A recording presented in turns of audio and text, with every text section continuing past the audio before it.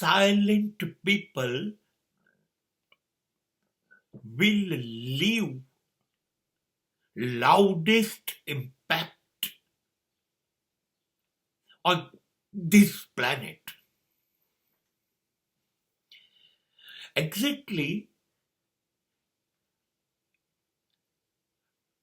total silence, total speechlessness is a real beauty of your personality. When you are not speaking, when you are not talking, that will create your originality. Then you will be unpredictable for everyone. Nobody can judge you. What you will speak, what you think, and what you will do in future. Nobody can decide it. And the important thing, when you become a speechless person, so there will not be any words from yourself for anybody in the world. It means there will not be any effort to hurt anybody by yourself. And the important thing is that when you are going to stop talking with the world, automatically you will talk with yourself. There will be another beautiful happenings that you will start your inner journey. You will have all opportunities to talk with you and think about you and you only. How nice that!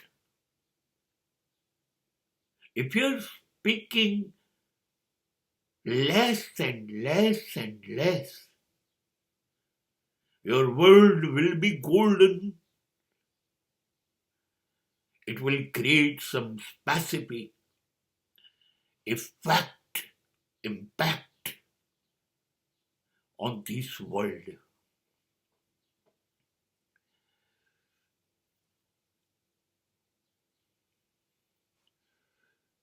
બે કહેવતો છે ને, બોલે ન બોર વેચાય અને ન બોલવામાં 9 ગુણ. બંને એકબીજાથી વિરુદ્ધમાં છે. પણ જે માણસે માણસ બનવાની દિશામાં પ્રયત્નો શરૂ કર્યા છે ને, એણે શું કામ પોતાની જાતને વેચવાની છે?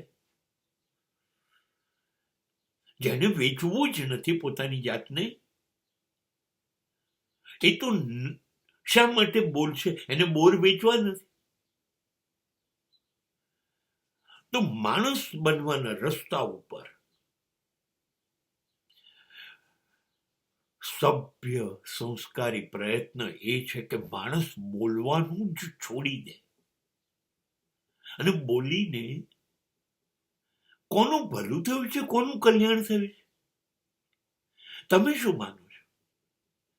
તમે બોલો છો, તમે જે કહો છો, એટલે સમાજની એક વ્યક્તિ એ વાત સ્વીકારી લેશે અને તમે ઈચ્છો છો એ પ્રમાણે બદલાઈ જશે? જી ના. જો બદલાવાના જ નથી તો હું બોલું શા માટે? જ્યારે બુદ્ધ અને મહાવીરને જ્ઞાન થઈ ગયું, આ પૃથ્વી ઉપરના અદ્ભુત જ્ઞાનીઓ ગણાયા, તો ચૂપચાપ બોલ્યા વગર મહિનાઓ સુધી જંગલમાં જતા રહ્યા અને દેવતાઓને ચિંતા થઈ ગઈ કે જ્ઞાન તો આની પાસે છે, વિનંતી કરી, પ્રાર્થના કરી કે તમે બોલો, સમાજનું શું થશે, એને રસ્તો બતાવો. અને બુદ્ધે જવાબ આપ્યો કે જેને બદલાવું છે એ સમાજ તો હું નહીં બોલું તોય બદલાશે, અને જેને નથી જ બદલાવવું એ લોકો તો હું આખી જિંદગી બોલીશ તો પણ નહીં બદલાય. બસ આ સત્ય છે. તમે ક્યારેય કોઈને સમજાવી શકતા નથી, તમે ક્યારેય કોઈને બદલી શકતા નથી, અને એ પણ શબ્દો દ્વારા નહીં બદલી શકે. બદલાવવું એ માણસનો પોતાનો સ્વભાવ છે.